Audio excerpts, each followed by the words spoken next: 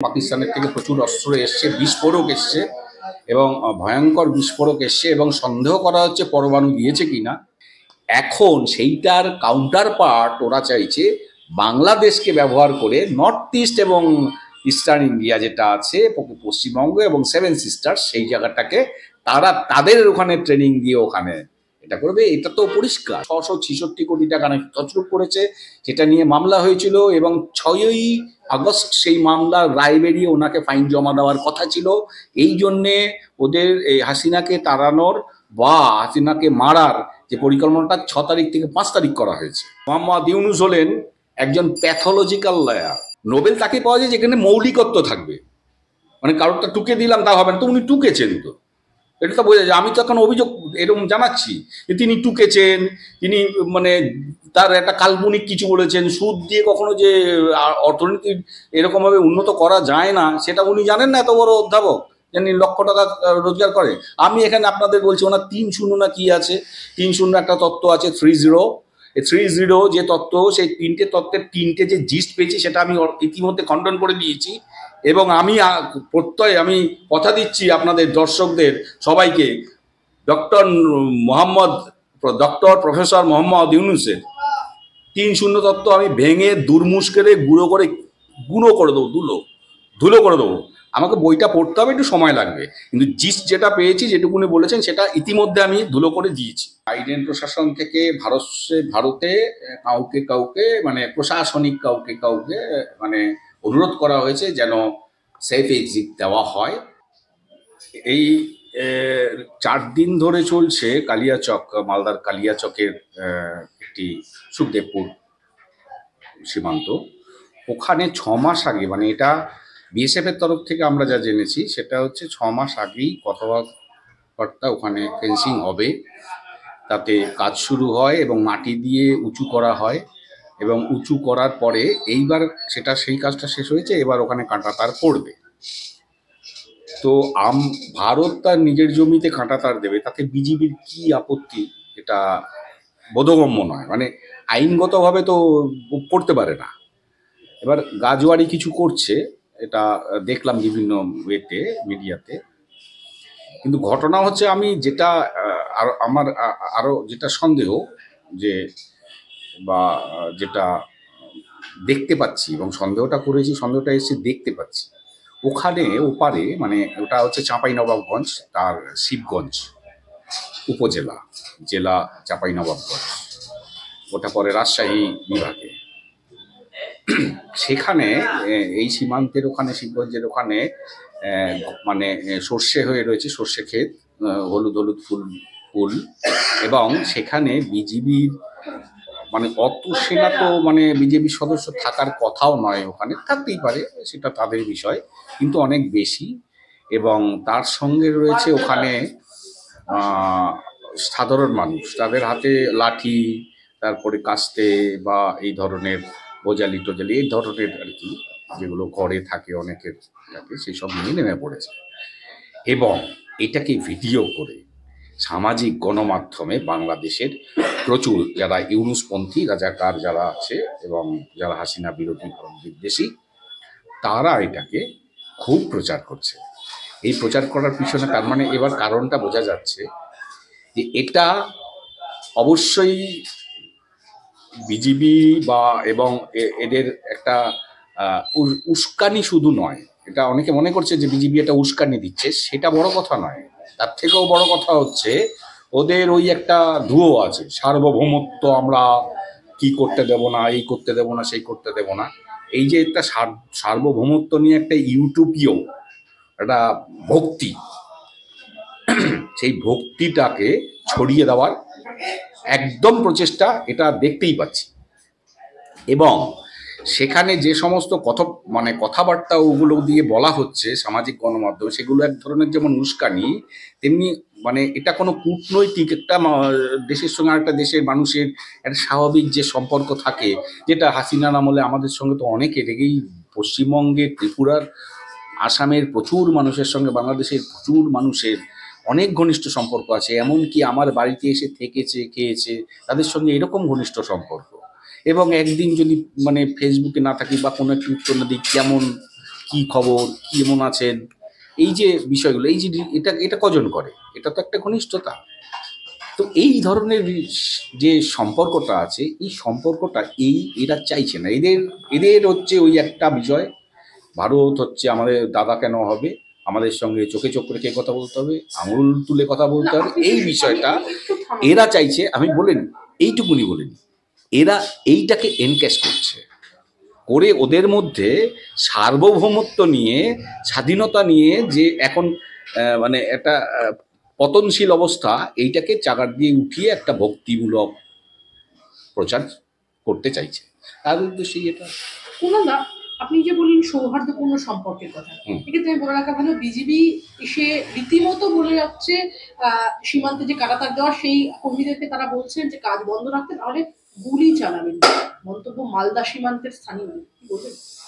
স্থানীয় মানুষ গুলি চালাবেন এটা বলেছে, এটা হয়তো স্থানীয় মানুষকে হুমকি দেওয়া হয়েছে।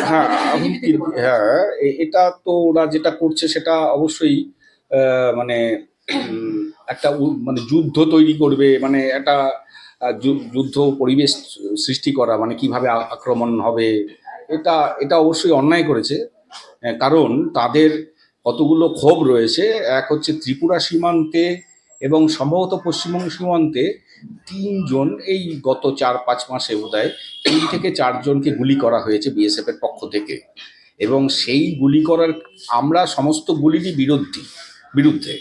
বিএসএফ যেন বাংলাদেশি কাউকে গুলি না করে, বিজিবিও যেন কাউকে গুলি না করে।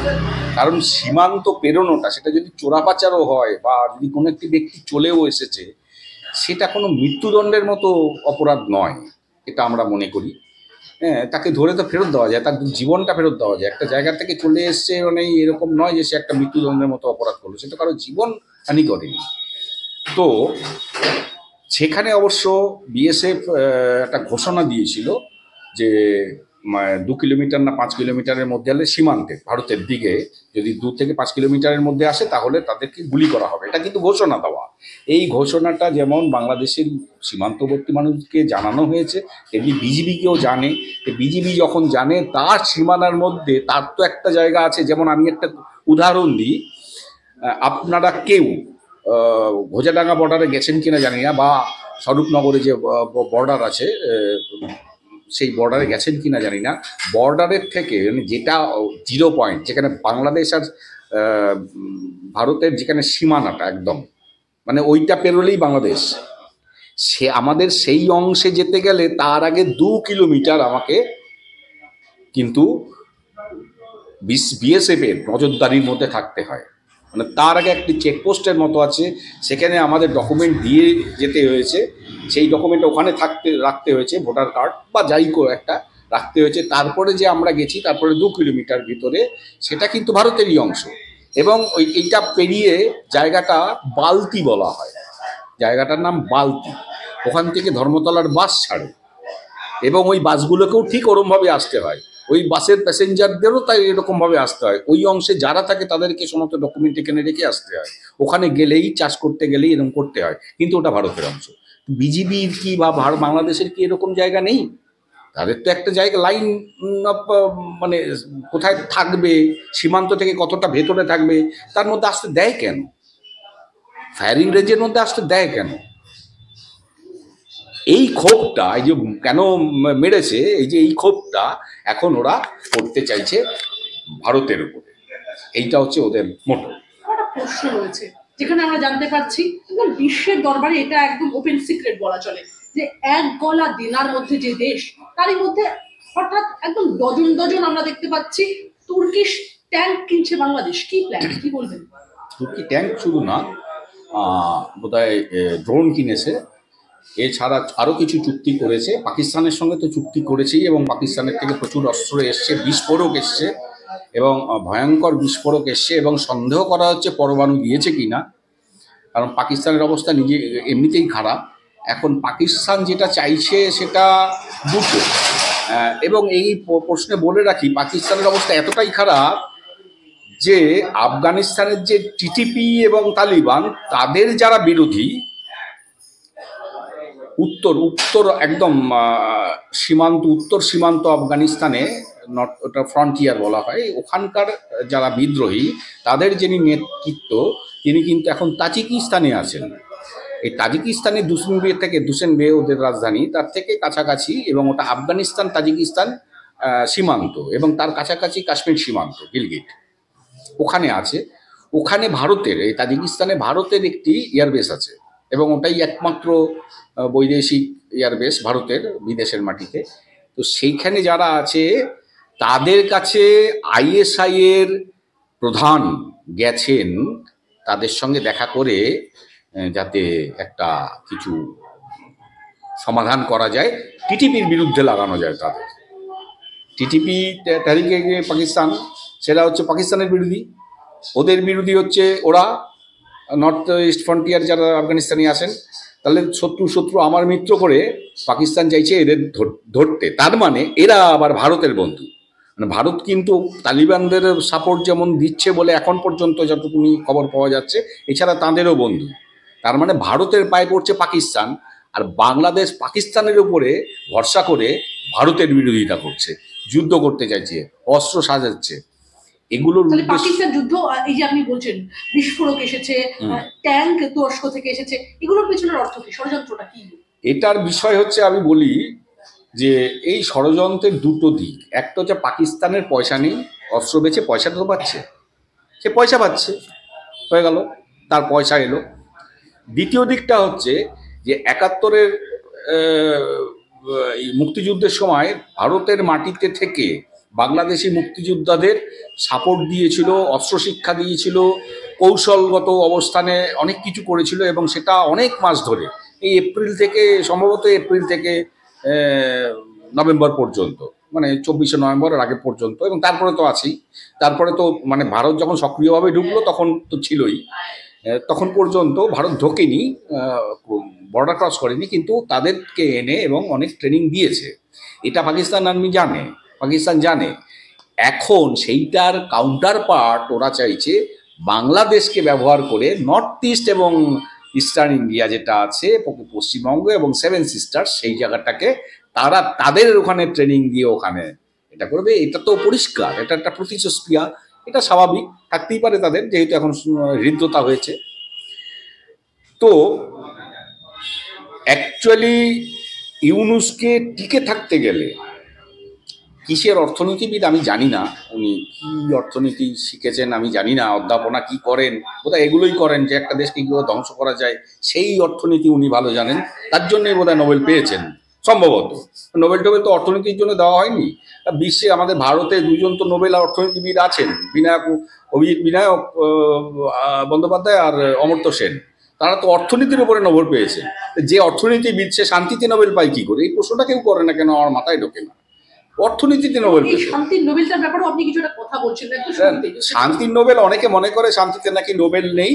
1969 শান্তিতে নোবেল প্রথমে ছিল না, একদম প্রথমে যখন নোবেল দেওয়া শুরু হয় 1901-2 সালে, সেই সময় নোবেল ছিল না শান্তিতে নোবেল। শান্তিতে নোবেল চালু করে হচ্ছে 1969 সালে, এটি একটি ব্যাংক কর্তৃক, এবং দেবে, মানে এই যে অর্থটা দেয়, একটা তো অর্থমূল্য আছে, একটা পুরস্কারের একটা মেডেল টেডেল আছে। এই মেডেলটা দেয় হচ্ছে নোবেল কমিটি, এবং এইটাকে সিলেকশনটা তারাই করে, এবং এই ব্যাংকটাও করে, ব্যাংকটার নামটা এই মুহূর্তে ভুলে গেছি। এটা এই অর্থমূল্যটা তারা দেয়, এই ব্যাংক দেয়। এবং এটা আর মূল নোবেল যেগুলো আছে সেগুলো হচ্ছে নোবেলের করা, আলফ্রেড নোবেলের করা যে ট্রাস্ট, সেখান থেকে এসেছে। আর এটা 1969 সাল থেকে শান্তিতে নোবেল চালু হয়।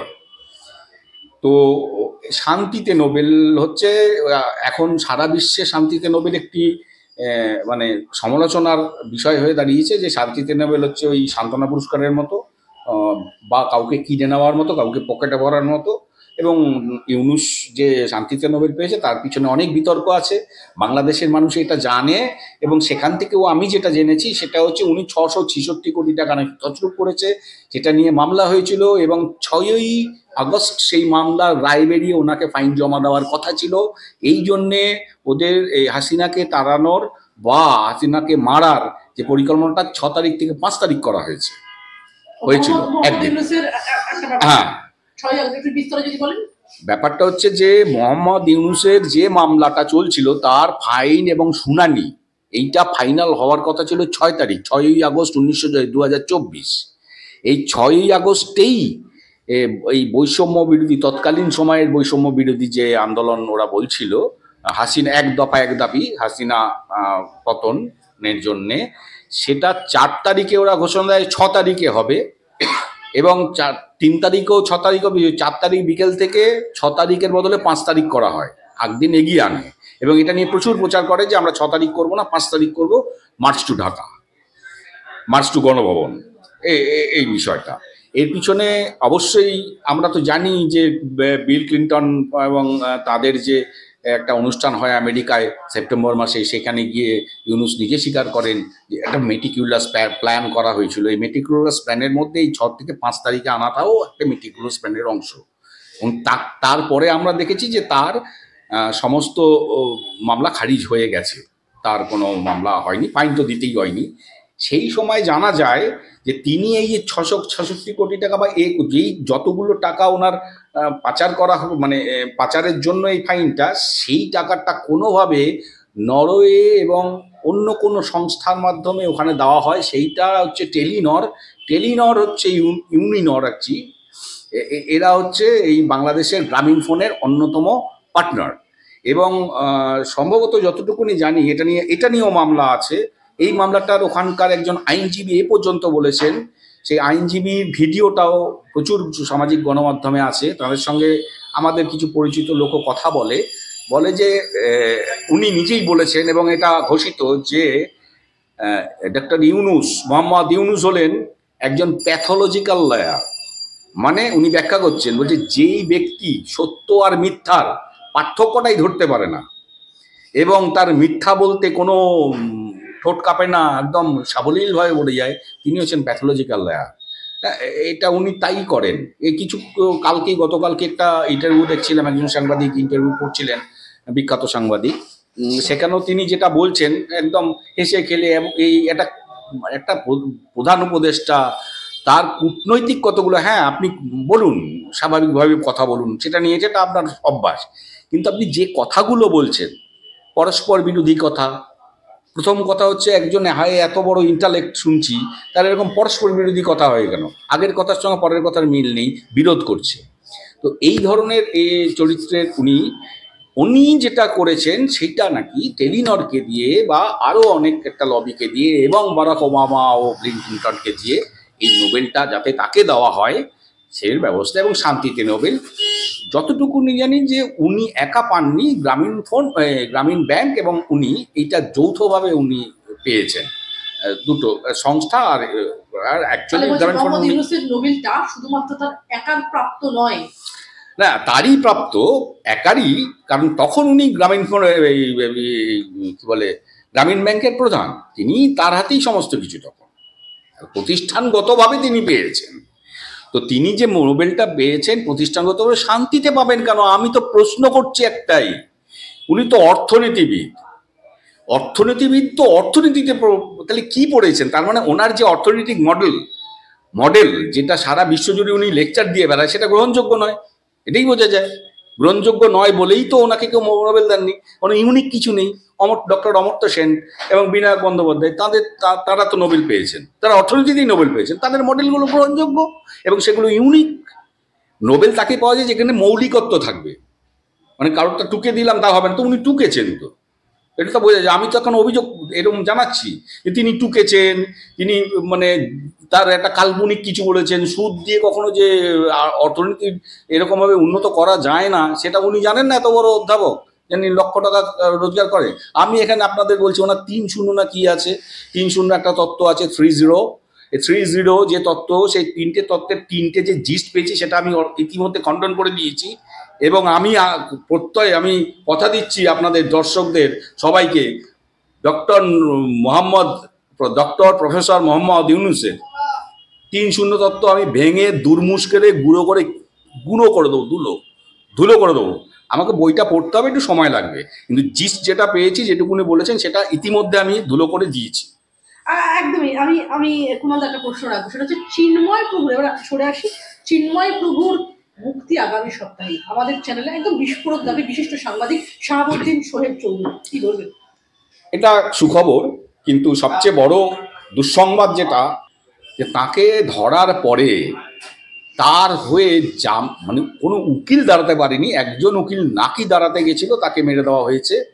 এবং উকিলদেরকে হুমকি দেওয়া হচ্ছে যে এর পক্ষ হয়ে যিনি দাঁড়াবেন সে শেষ, ভয়ের চোটে কোনো উকিল দাঁড়াচ্ছে না। এবং এটা নিয়ে ইউনূস, ডক্টর ইউনূস মানে প্রধান উপদেষ্টা, তার স্বরাষ্ট্র দপ্তর, তার আইন, ওই আসিফ নজরুল নামে তিনি আইন উপদেষ্টা, তিনি নাকি বড় আইনবিজ্ঞ, একজন বিশিষ্ট ফ্রড, এবং এটা বাংলাদেশের মানুষ বলে যে উনি ফ্রড। ওনার নামটা আসিফ নজরুল না, নাম হচ্ছে মোহাম্মদ নজরুল ইসলাম। জেনে নিন, এখনো ওনার পাসপোর্টে এটাই আছে সম্ভবত। তো সেই আইনমন্ত্রী কিচ্ছু পদক্ষেপ করেননি। কেন করেননি? আমাদের ভারতের কথা আমি একটি বলে দিই, উদাহরণ তুলনা, বাংলাদেশ শিখুক। ভারতে যে মুম্বাই হামলা হয়েছিল, সেই মুম্বাই হামলায় যাকে ধরা হয়েছিল প্রাইম অ্যাকিউজ, তিনি হচ্ছেন আজমল কাসব। আজমল কাসবের হয়ে অনেকে দাঁড়াতে চাননি, তবুও তাকে বিচার দেওয়া হয়েছে এবং তার হয়ে কিন্তু উকিল ছিল। ভাবুন, মুম্বাই বিস্ফোরণ, আর এই চিন্ময় কৃষ্ণ দাস তো বিস্ফোরণও করেনি, তার ধারে কাছে যায়নি। ওনার অপরাধ কি? পতাকার উপরে পতাকা। বিস্ফোরণ করলে তবু তোমরা বলতে পারতো পতাকার উপরে পতাকা, তার ব্যাপারটা কি? আসলে তো তা নয়। তাহলে ওদের মানবতা কোথায়, মানবাধিকার কোথায়? একজন মানুষ খুন করলেও ভারতে তার বিচার চাওয়ার অধিকার আছে, তার আত্মপক্ষ সমর্থন করতে দিতে হবে তাকে। এটা কিন্তু শুধু ভারতের কথা বলছি না, এটা আন্তর্জাতিকভাবে স্বীকৃত এবং জেনেভা চুক্তি অনুযায়ী স্বীকৃত। তাকে কখনোই ওরমভাবে বিনা বিচারে কিছু করা যাবে না, তাকে আত্মপক্ষ সমর্থন করতে দিতে হবে। তো একটা মানুষের অর্থ, এবার ধরে নিলাম কোনো উকিল দাঁড়াতে পারছেন না, কিন্তু তাকে সওয়াল করবার জন্য তো একটা সুযোগ দিতে হবে। তিনি আত্মপক্ষ সমর্থন করবেন, সেটাও দাঁড়ানো হচ্ছে না। এবং উনি আইন টাইন জানেন না বলেই, আমরা আইন জানি না বলেই আমাকে একজনকে নিতে হয় উকিল। এটা তো ঘৃণ্য।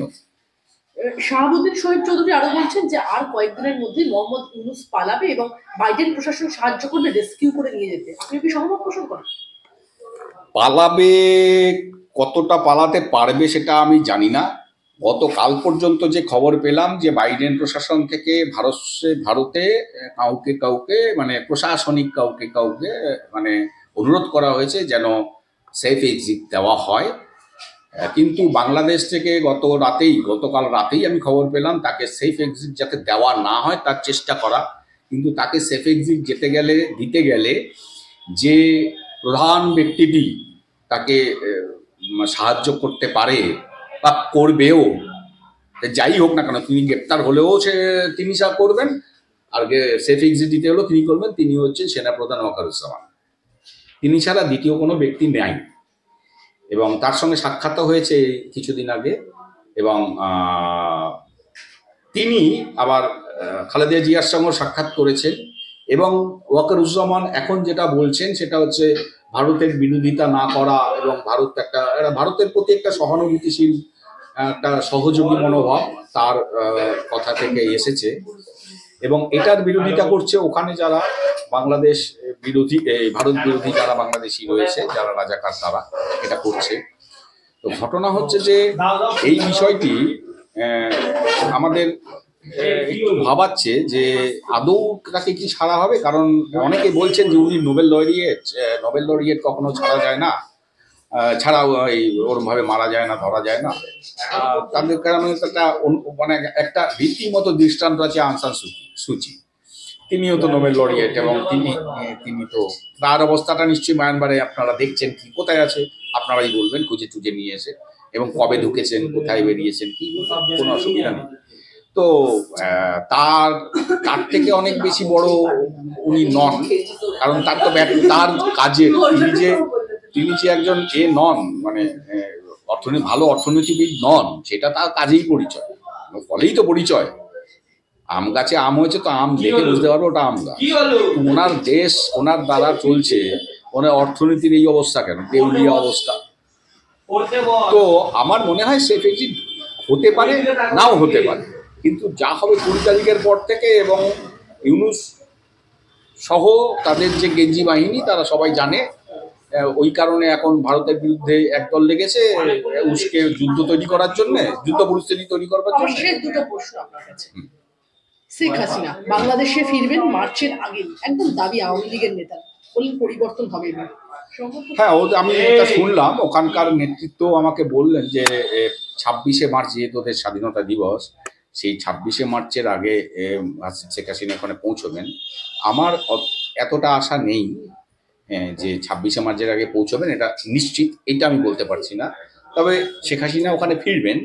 তো ওখানে যে পরিস্থিতিটা রয়েছে, 200-র উপরে জঙ্গি, মানে যে জঙ্গিগুলো ছাড়া হয়েছে সেটা বাদ দিয়ে যারা ইনঅ্যাক্টিভ ছিল তারাও তো বেরিয়ে গেছে। মোটামুটি মাথা ধরতে পারেন 200 জঙ্গি। এবং জঙ্গি যে ঘাঁটি, প্রতিটি সীমান্তবর্তী, প্রতিটি ভারতের সীমান্তবর্তী বাংলাদেশের প্রতিটি উপজেলায় তাদের ইউনিট রয়েছে, আমি দায়িত্ব নিয়ে বলছি। এবং শুধু তাই নয়, এদের সঙ্গে রয়েছে ডালিম ফোর্স নামক একটি ফোর্স, যেই ফোর্সের কাজ হচ্ছে রক কাটা। এবং এরা এতটাই হিংস্র, কল্পনা করা যায় না। এই ডালিম ফোর্সের অন্যতম একজন নেতৃত্ব, তিনি হচ্ছেন শুভ আফ্রিদি। এই শুভ আফ্রিদি স্নাইপার দিয়ে গুলি করেছিল, সেটা তিনি স্বীকার করেছেন। তিনি হচ্ছেন সেনাবাহিনীর বহিষ্কৃত সদস্য। এখন নতুন করে ঢাকা ক্যান্টনমেন্টে তাকে দেখা গেছে, শোনা গেছে, আমি জানি না সঠিক, শোনা গেছে তিনি আবার আর্মিতে জয়েন করেছেন, তাকে ফিরিয়ে নেওয়া হয়েছে। এরকম নাকি অনেকে ফিরিয়ে নেওয়া হয়েছে হাসিনার আমলে, যাদেরকে বার করে দেওয়া হয়েছিল। তো এরা হচ্ছে এই ধরনের জঙ্গি, যাদের বেশভূষায় কোথাও আপনি একটু জঙ্গি কথা বুঝতে পারবেন না। তাদের কথাবার্তার ধরন একদম একজন হাইলি এডুকেটেড এরকম। এবং আমি এই ভাষাটা বলছি, এই ইংরেজি বলি না, আমি বাংলাতেই বলি, কিন্তু ইংরেজিতে বলছি বলে এইটার যে ব্যঞ্জনাটা বুঝতে পারবেন, হাইলি এডুকেটেড, সাফিস্টিকেটেড তাদের অ্যাটিটিউড এবং তাদের কথা। আমার শেষ প্রশ্ন আপনার কাছে, সংক্ষিপ্তভাবে যদি বলে দেন, সেটা হচ্ছে কারো হাতে মশাল, কারো হাতে লাঠি, এবং ভাঙচুর করা হচ্ছিল সরকারি দপ্তর। গত বছর এই পরিস্থিতি দেখেছিল বাংলাদেশ, আবারও কি নতুন বছরে দেখতে হবে সেই একই ছবি? কারণ এবারে বাংলাদেশের জনতার ক্ষোভের মুখে সেদেশের সরকার, অন্তর্বর্তী সরকারের প্রধান উপদেষ্টা মোহাম্মদ ইউনূসকে 48 ঘন্টার সময় দেওয়া হয়েছে, নতুন কর প্রত্যাহার না করলে সরকার ফেলে দেওয়ার হুমকি। কি বলবেন? হ্যাঁ, ওখানে একটা এরকম হতে পারে, এবং এটাকে বলা হচ্ছে ব্যুরোক্র্যাটরা ঐক্যবদ্ধ হয়েছে, এবং তারা ব্যুরোক্র্যাটিক জিনিস সেটা তো ইউনূস জানে না যে। আর এবং ওই গেঞ্জি বাহিনী শিশু উপদেষ্টা যারা আছে, ছোট ছোট বাচ্চা পোলাপান যারা আছে, এই পোলাপানরাও জানে না, নাক টিপলে দুধ করলে এখন মাথায় গিয়ে বসেছে। এই ব্যুরোক্র্যাটরা এরা জানে না যে ব্যুরোক্র্যাট কী জিনিস, কী দিয়ে তৈরি। কারণ আমাদের এই সিস্টেমটা কিন্তু ব্রিটিশ আমলের, এই যে ব্যুরোক্রেসির যে সিস্টেম, সেটাই চলছে, মডিফাই হয়েছে, এর বেশি কিছু নয়। তো এরা ক্ষুব্ধ। এরা যদিও এদেরকে দিয়ে দেওয়া হয়েছে, কিছু মর্গ ভাতা দিয়ে বাড়িয়ে দেওয়া, সন্তুষ্ট করার চেষ্টা হয়েছে, কিন্তু তারা মানতে পারছে না এই ধরনের একদম শিশু, আনকোরা, মানে আরো কেউ কেউ, যেটা বাংলাদেশিদেরকে এই ভাষায় বললে পরে ওরা ভালো বোঝে, উজবুক টাইপের মানুষজন, তারা তাদের চাকর বাকর হিসেবে যারা এখন ব্যুরোক্র্যাট, তাদেরকে কাজ করতে হচ্ছে, এটা তারা মানতে পারছে না। এটা গেল এক। এটা হচ্ছে একটা ক্ষোভ, এটা সাধারণ ক্ষোভ। এরপরে আছে এই ক্ষোভের সঙ্গে যে যেগুলো নৈতিক সমর্থন পাবে দেশ জুড়ে, তার মধ্যে হচ্ছে এই ভ্যাট বাড়ানো, ভ্যাট বৃদ্ধি, এবং এছাড়াও আরও কিছু আছে। এইগুলো নিয়ে ভ্যাট প্রচুর, মানে 100 টাকার কথা বলতে গেলে 56 টাকা ট্যাক্স দেবে, এরকম ব্যাপার, টক টাইম এরকম হয়েছে না। তো এই যে গ্যাসের দাম বৃদ্ধি, একদিকে বলছে যে জিনিসপত্রের নিত্য প্রয়োজনীয় জিনিসের দাম কমেছে, সেটা সব জায়গায় কমেনি, কিছু কিছু জায়গায় কমেছে। চট্টগ্রামে তো প্রথম থেকেই কম ছিল, ঢাকায় বেশি ছিল, কিন্তু কমেছে, ঠিক আছে, এটা নিয়ে সমস্যা নেই। সে যদি ভারত সাপোর্ট না দিত তাহলে কি কমতো? এই যে চাল দিয়েছে, 2 দফায় চাল গেছে 50,000 টন, হ্যাঁ, তারপরে আরও গেছে, পেঁয়াজ গেছে, ইত্যাদি গেছে, এগুলো না দিলে কি কমতো? মনে হয় না।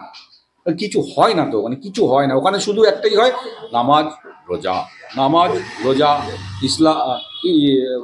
আসসালামু আলাইকুম, আর আদাব, এই তো হয় সকালবেলা থেকে, কতটা মুসলিম কতটা বাঙালি এটাই খুঁজে বেড়ায়। কাজ করবে কখন? কাজ করতে গেলে তো চাই 5 বার যদি নামাজ পড়ার জন্য মাথায় থাকে, কাজ করবে কখন? আরে মুসলমান তো আমাদের ভারতেও থাকে, এখানে কাজ করে না? আপনি আসুন না, দেখুন না এখানে কিরকম ভাবে দর্জির কাজ করে, বা যান না আমাদের পশ্চিমবঙ্গে কত কাজ করে, কোথায় কোথায় 5 ওয়াক্ত কে পড়ে। ওখানে গেলে দেখা যায় ওরা তো সৌদি আরবের থেকে বেশি এক একজন হযরত মোহাম্মদ হতে চাইছে, নিজেরাই এক একটা হযরত মোহাম্মদ। আরও হচ্ছে ওয়াজ মেহফিল, এ তো ভয়ঙ্কর ব্যাপার। এ কি সারা সৌদি আরব খুঁজে আমি কি আপনি এরকম একটা ওয়াজ মাহফিল পাবেন না যেখানে ইসলামের জন্ম, সেখানে একটা ওয়াজ মাহফিল পাবেন না, একটা ফতোয়াদারি পাবেন না, একটা। যদি পান আমাকে দেখাবেন, তবে থেকে আমি মানবো, নাহলে মানলাম না। তো ঘটনা হচ্ছে ইউনূস যাচ্ছে নিশ্চিত, নির্বাচন তো পরে, নির্বাচন তো ইউনূস যাওয়ার পরে হবে, ইউনূসের কিছু করার নেই। কথা বলছেন মোহাম্মদ ইউনূস পালানোর পরে নির্বাচন সংগঠিত হবে বাংলাদেশ। যতদূর আমার যা পারসেপশন, তাতে মনে হয় যে ওখানে একটা জাতীয় সরকার হবে এবং টেক ওভারটা সেনাবাহিনী করবে, এটা স্বাভাবিক। এবং জাতীয় সরকারটা বিএনপি আওয়ামী লীগ মিলে একটা জাতীয় সরকার হওয়ার সম্ভাবনা আছে ইউনূস যাওয়ার পরে। আর এই গেঞ্জি বাহিনী যারা আছে, এইসব পুজো কাজরা, এরা গারদে যাবে, এটা নিশ্চিত।